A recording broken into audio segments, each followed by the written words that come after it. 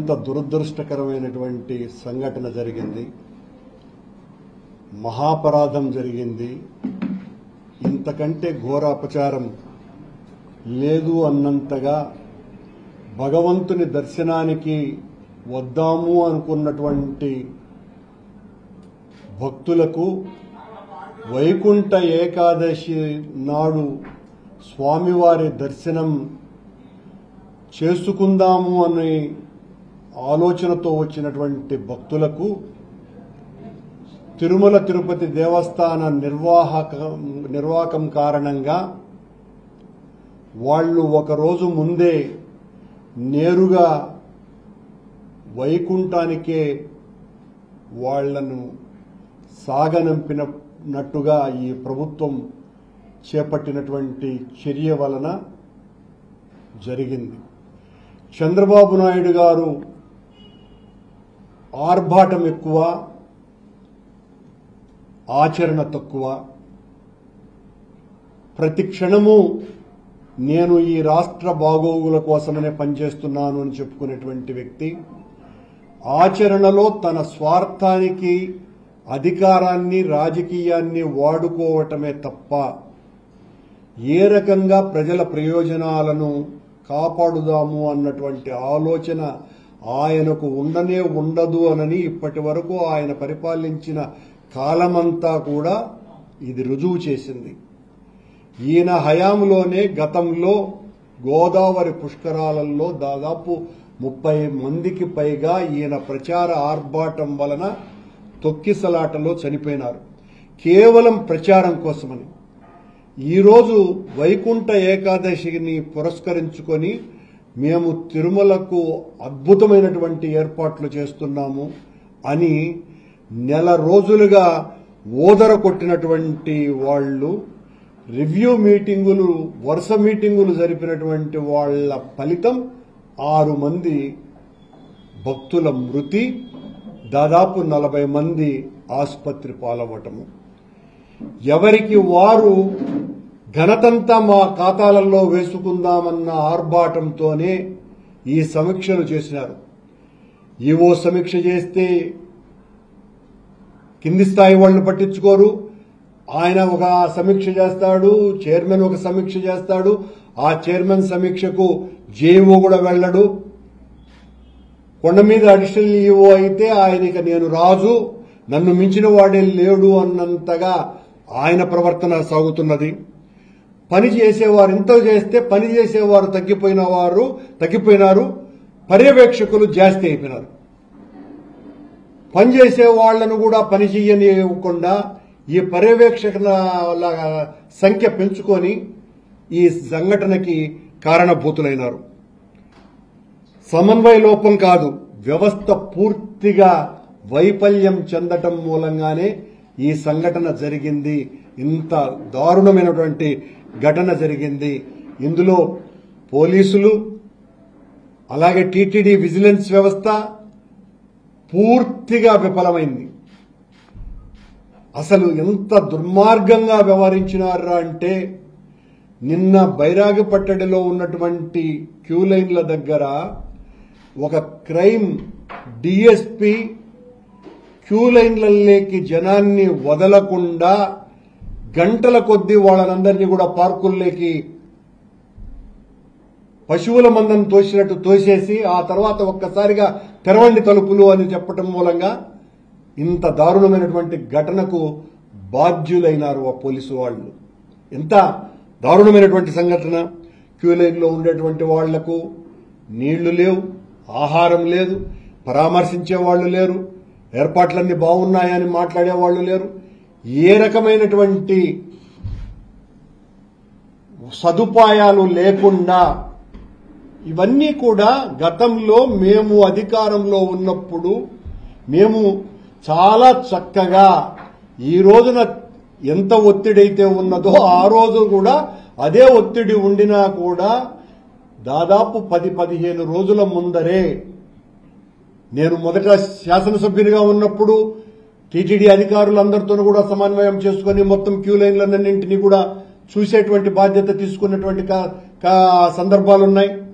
ప్రతి ఒక్క అధికారి కూడా ఎంతో బాధ్యతాయుతంగా ఆ రోజు ఉన్నటువంటి ఈఓ కావచ్చు, అడిషనల్ ఈఓ కావచ్చును, హూఎవర్ దే మే బి, విజిఓల దగ్గర వరకు, పోలీసుల ఆఫీసర్ల దగ్గర వరకు చాలా నిరంతరము పర్యవేక్షణ చేయటం కాదు, పని చేసినారు. అందరూ కూడా ఎక్కడ ఎవరికి ఏ ఇబ్బంది లేకుండా చూడటం బాధ్యతగా తీసుకొని పని చేస్తే ఏ రకమైనటువంటి తొక్కిసలాటలు లేకుండా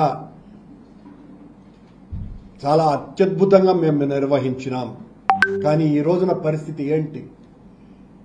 చైర్మన్ ఆయనేమో రోజు మాకు దీన్ని మొత్తం రాజకీయ క్రీడా మైదానంగా టీటీడీని మార్చేశారు. రావటమే గత పాలకుల మీద మా మీద బురద చల్లేటువంటి కార్యక్రమాల్ని భుజాన మోస్తున్నారు బొయ్యిల మాదిరిగా. ఎంతసేపు మీరు చేస్తున్నటువంటి తప్పులకు ఈ పాపాలన్నీ కూడా కారణభూతం గత పాలకులదేనని మా మీద నెట్టేసేటువంటి కార్యక్రమాలు చేస్తున్నారే తప్ప మీరు అసలు ఏం చేశారు? మీ పాలనలో, మీ పాలక మండలిలో రెండో సమావేశంలోనే మీకు సంబంధించినటువంటి పత్రికలు, ప్రసార మాధ్యమాలే చైర్మన్ పూర్తిగా నామకా వాస్తే అయిపోయినాడు అని వాళ్లే రాసినారు, వాళ్లే మాట్లాడినారు. అంటే ఏ స్థాయిలో ఉన్నది మీ చర్యలు, మీ స్థానం ఏది అనే దానికి ఇంతకంటే ఉదాహరణ లేదు. మీ గురించి లెక్క పెట్టేవాళ్లే లేరు.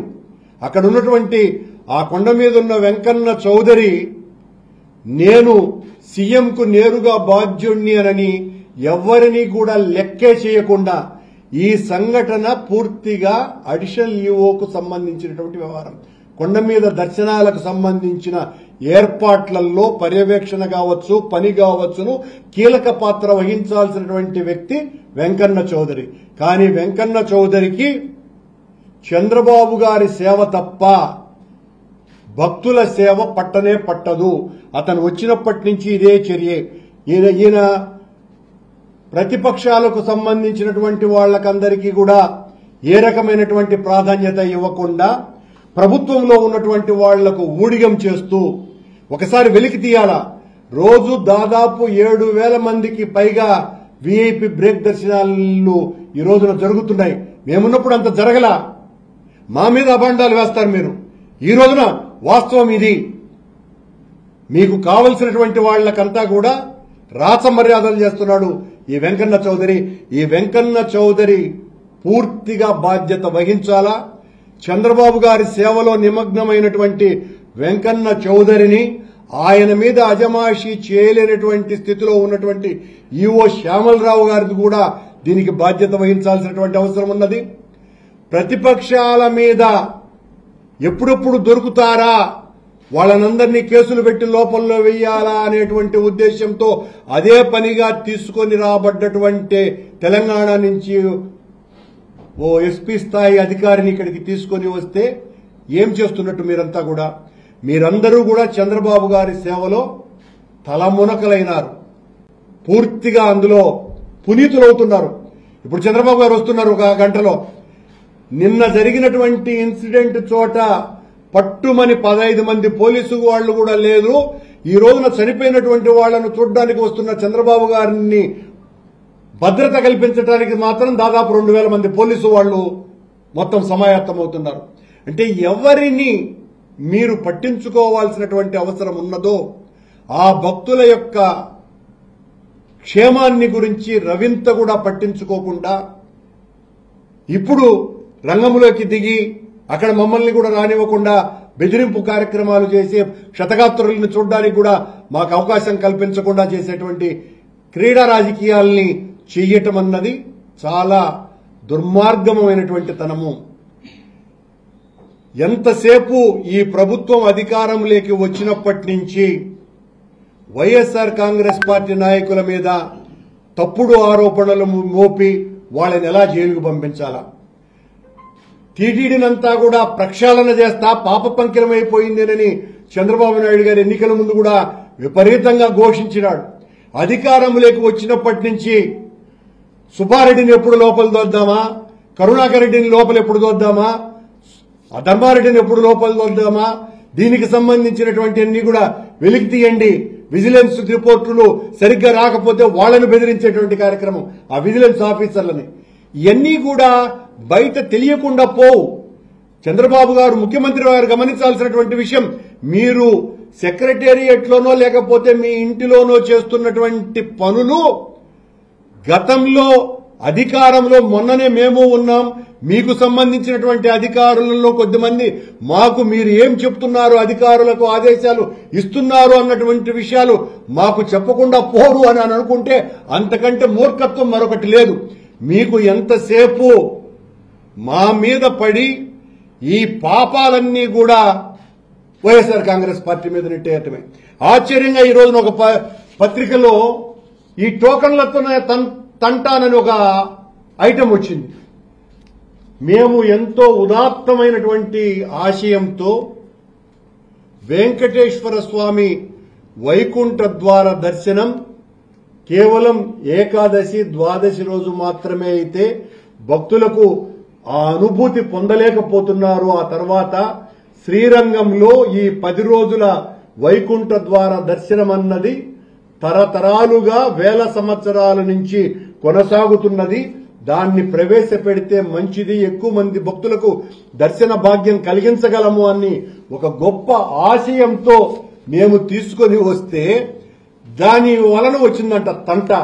అయ్యా, మీకు తంట దీని మీద వస్తే మమ్మల్ని మేమన్నీ తప్పులే చేసినామని కదా మీ ప్రచారం అంతా కూడా. ఈ తప్పును సవరించుకొని మీరు 2 రోజులే దర్శనం చేయించి ఉండొచ్చు కదా, వైకుంఠ ఏకాదశికి ద్వాదశికి మాత్రమే. మరి దీన్ని ఎందుకు అమలు పరిచినారు? మేము తీసుకున్నటువంటి ఏ నిర్ణయము కూడా భక్తులకు మేలైనటువంటి నిర్ణయాలే తీసుకున్నాము కాబట్టి మీరు ఏది మార్చలేని స్థితిలో ఉన్నారు. కాకపోతే మా మీద విమర్శలు గుప్పిస్తూనే ఉండటంలోనే మీ మొత్తం సమయమంతా వినియోగించుకుంటూ అసలు పని మానేశారు. ఎలా చెయ్యాలా, ఎలా పరిష్కరించుకోవాలా, ఎలా చేస్తే మరింత మెరుగుగా దైవ దర్శనం చేయించగలము అన్నటువంటి సంగతిని ఆలోచించకుండా ఈ విషయాలలో కూడా మమ్మల్ని ఎదిర్చేటువంటి కార్యక్రమాలు పెట్టుకోవటం మూలంగానే ఈ రకమైనటువంటి దుర్ఘటన జరిగింది. ఈ దుర్ఘటనకు వైఎస్ఆర్ కాంగ్రెస్ పార్టీ మీద మా నాయకుడు జగన్మోహన్ రెడ్డి గారి మీద, మా టీటీడీకి సంబంధించి మా మీద నిరంతరము అతి నీచంగా విమర్శలు చేసేటువంటి ముఖ్యమంత్రి చంద్రబాబు నాయుడు గారే నైతిక బాధ్యత వహించాలి. నిజానికి ఇది ఒక 50-60 సంవత్సరాల క్రితమే అయితే ఆ రోజున్న ప్రజాస్వామ్యంలో 100% ముఖ్యమంత్రి రాజీనామా చేసేవారు. ఆనాడు ఒక చిన్న రైలు దుర్ఘటన జరిగితేనే లాల్ బహదూర్ శాస్త్రి లాంటి మహానుభావుడే తన పదవికి రాజీనామా చేశాడు. కానీ ఈ రోజులు అలాంటివి కాదు, చంద్రబాబు నాయుడు గారు చేయరు. కానీ ఇక్కడున్నటువంటి అధికారులను, ఆయన ఎస్పీ దగ్గర నుంచి కింది స్థాయి సిఐ వరకు టౌన్లో పనిచేసేటువంటి వాళ్లను, అలాగే వెంకటేశ్వర స్వామి సేవలో కాకుండా చంద్రబాబు గారి సేవలో నిమగ్నమై భక్తుల బాగోగుల్ని పట్టించుకోకుండా పోయిన ఈ వెంకన్న చౌదరిని వెంటనే సస్పెండ్ చేయాల్సినటువంటి అవసరం ఉన్నది. మేం డిమాండ్ చేస్తున్నాం. ఈ టీటీడీ అధికారులు లేదా కొంతమంది ఈ చంద్రబాబుకు ఒత్తాసు పలకాలనుకున్నటువంటి పోలీసు అధికారులు చంద్రబాబు గారికి కావాలంటే గుడి కట్టుకొని ఆ సేవలో ఉంటే చాలా మంచిది, ఏ తప్పు లేదు. ఎందుకంటే ఆయన గుడి కట్టారబ్బా, ఆ సేవలో, ఆ స్వామి సేవలో మేము తలమునకలై ఉన్నామని చెప్పుకోవచ్చు. కానీ వెంకటేశ్వర స్వామి ఆలయంలో భక్తుల మనోభావాలను పరిరక్షించటానికి ఉద్యోగ బాధ్యతలు స్వీకరించినటువంటి వాళ్లు, శాంతి భద్రతలను కాపాడుతాము అని గొప్పగా పర్యవేక్షణ బాధ్యతలను తీసుకొని లా అండ్ ఆర్డర్ పూర్తిగా అదుపులో ఉంచాల్సినటువంటి పోలీసు అధికారులు తమ బాధ్యతల్ని విస్మరించటం ఘోరంగా భక్తుల మనోభావాలను దెబ్బతీయటమే. సనాతన ధర్మాన్ని పరిరక్షిస్తాను అని తిరుపతిలో వీరతాడులు వేసుకొని తిరిగినటువంటి పవనానంద స్వాముల వారు మీరు మరి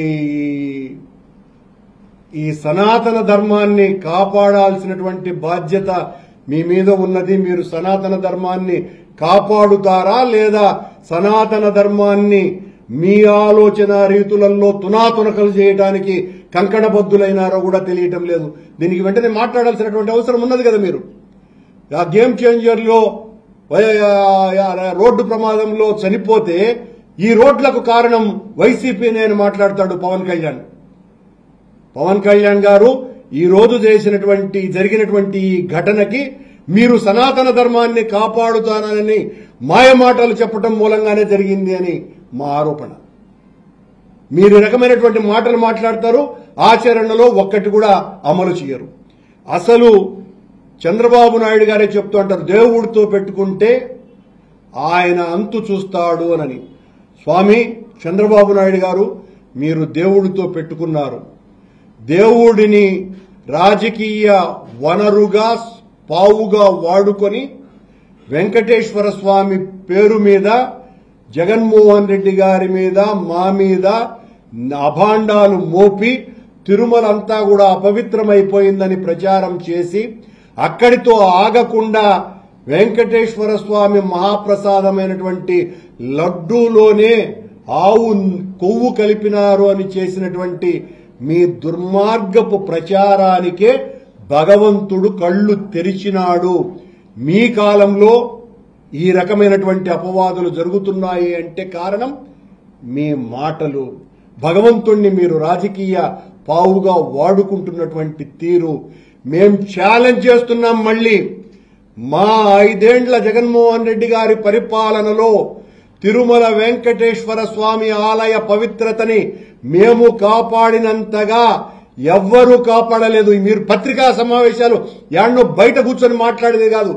దమ్ముంటే నేను నేరుగా ఎవరితో ఒక స్థాయి కలిగినటువంటి వాళ్ళు ఎవరైనా సరే, అది చంద్రబాబు నాయుడు గారా లేకపోతే పవన్ కళ్యాణ్ గారా లేకపోతే ఈవో స్థాయి అధికారైనా సరే, ఎవరితోనైనా కూడా సిద్ధంగా మేమేదైనా మాట్లాడితే నువ్వు చంద్రబాబుతో సమానమా అని మాట్లాడుతూ ఉంటారు. కానీ చంద్రబాబు నాయుడు గారు ఎక్కువ మాట్లాడేది, పవన్ కళ్యాణ్ ఎక్కువ మాట్లాడేది, పవిత్రత అంతా మంట కలిపింది ఆ వైసీపీ వాళ్ళేనని. రా మాట్లాడదాం. మేము చేసినటువంటి మేలేదో మీరు చేస్తున్నటువంటి కీడేదో మొత్తం అన్నీ కూడా విడమర్చి చెప్పడానికి సిద్ధంగా ఉన్నాం. చంద్రబాబు నాయుడు గారు మాయ మాటలు మాట్లాడడం తగ్గించి భక్తుల యొక్క ప్రయోజనాలు కాపాడుతూ ఇకనైనా కూడా వెంకటేశ్వర స్వామిని రాజకీయంగా వాడుకోకుండా మీరు సరైన రీతిలో పాలన సాగించండి. ప్రజలకు ఇచ్చినటువంటి వాగ్దానాలను నెరవేర్చే కార్యక్రమాలు చేయండి స్వామి. ఊరికనే మా మీద పడి ఏడ్చే కార్యక్రమాలు ఆపి ఇప్పటి వరకు ఈ 7 నెలలుగా వైసీపీ మీద జగన్మోహన్ రెడ్డి గారి మీద మీ ఏడుపు తప్ప పాలనేది, అసలు పాలనే లేదు. పాలనే లేకపోవటము, దానికి తోడు మా మీద కుట్ర కేసులు బనాయించే కార్యక్రమాలలో పోలీసులందరినీ కూడా ఇన్వాల్వ్ చేయడంతో ఇదిగో ఇలాంటి దుర్ఘటనలు జరుగుతున్నాయి. వెంటనే సంబంధిత పోలీసు అధికారులను, కొండ మీద ఉన్నటువంటి అడిషనల్ ఈఓను సస్పెండ్ చేయాలి, ఈఓను బదిలీ చేయాలి. దీనికి సంబంధించినటువంటి ఇతర అధికారులందరి మీద తగిన చర్యలు తీసుకోవాలి. అన్నింటికంటే ముఖ్యంగా చనిపోయినటువంటి కుటుంబాలకు ఒక్కొక్కరికి కనీసం ₹1,00,00,000 ఎక్స్ గ్రేషియో ప్రకటించవలసిందిగా వైఎస్ఆర్ కాంగ్రెస్ పార్టీ డిమాండ్ చేస్తున్నది. అలాగే గాయపడిన ప్రతి ఒక్కరికి కూడా కనీసం 20 లక్షల రూపాయలు ఇవ్వవలసినటువంటి అవసరం మేము గట్టిగా డిమాండ్ చేస్తున్నాం. ఇవి కాకుండా ఊరికినే పరామర్శలతో కాలం గడిపేసి 5 లక్షలు ఇస్తాం, 10 లక్షలు ఇస్తాం అని అంటే సరిపోదు. మీరు ప్రభుత్వం చేసినటువంటి హత్యలివి. ఒక మాటలో చెప్పాలంటే బాధ్యతారాహిత్యంగా వ్యవహరించటం మూలంగా ప్రభుత్వం చేసినటువంటి తప్పిదం కారణంగా జరిగినటువంటి ఈ చర్యకు ఒక్కొక్కరికి చనిపోయినటువంటి వాళ్లకు ₹1,00,00,000 ఇవ్వాలని డిమాండ్ చేస్తున్నాం. అలాగే గాయపడినటువంటి వాళ్లకు 20 లక్షల ఎక్స్ గ్రేషియో ఇవ్వవలసిందిగా డిమాండ్ చేస్తున్నాం.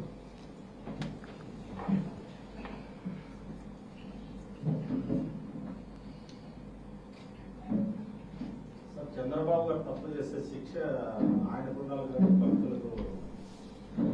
అంటే స్వామి సేవలో తరించాల్సినటువంటి ఉద్యోగస్తులు చంద్రబాబు గారి సేవలో మునిగినప్పుడు చంద్రబాబు గారు చేసినటువంటి తప్పిదానికి ఆయనకు శిక్ష పడాలి. ఆయన సేవలో ప్రభుత్వ అధికారులుగా ఉండినటువంటి వ్యక్తులు దైవ సేవలోనూ లా అండ్ ఆర్డర్ను కాపాడాలనేటువంటి దాంట్లోనూ లేకుండా ఉండినందుకు వీళ్లకు శిక్షలు పడాల్సిన అవసరం ఉంది. అవును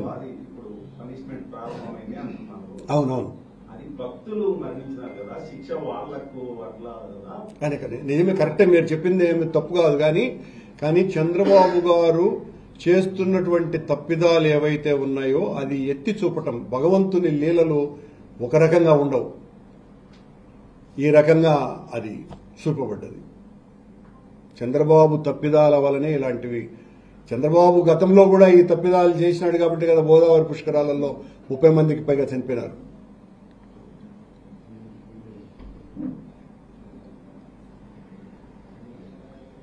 ఈ ఘటనలో ఎవరిని అరెస్ట్ చేయాలి?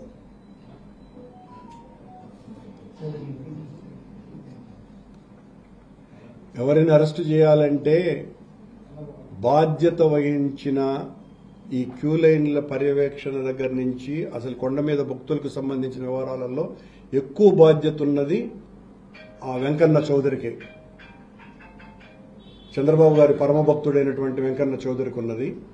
ఆయన మీద ఎక్కువ బాధ్యత ఉన్నది. అలాగే ఎస్పీ మీద చాలా బాధ్యత ఉన్నది. ఎస్పీ స్థాయి తర్వాత కింది అధికారులకు కూడా బాధ్యత ఉన్నది.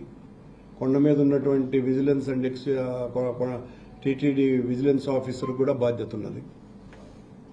కేవలం ఓన్లీ డిఎస్పీని మాత్రమే ప్రాతిపదికంగా చూపించి డిఎస్పీ మొత్తం తప్పు చేశారని రిపోర్ట్ ఇస్తున్నట్టు సమాచారం. ఆ సమాచారం మాకు తెలియదు, మీకు తెలిసి ఉండొచ్చు. కానీ మేము చెప్తున్నటువంటిది నాది తప్పిదం అయితే నేను చెప్పినటువంటిది ఇప్పుడు ఎవరు బాధ్యత వహించాలి అన్నది దానికి నేను రీజన్ చెప్తాను. మీది తప్పు కదా అని అంటే వీళ్ళందరూ కూడా బాధ్యత వహించాలి, ఈ స్థాయి దగ్గర నుంచి ప్రతి ఒక్కరు.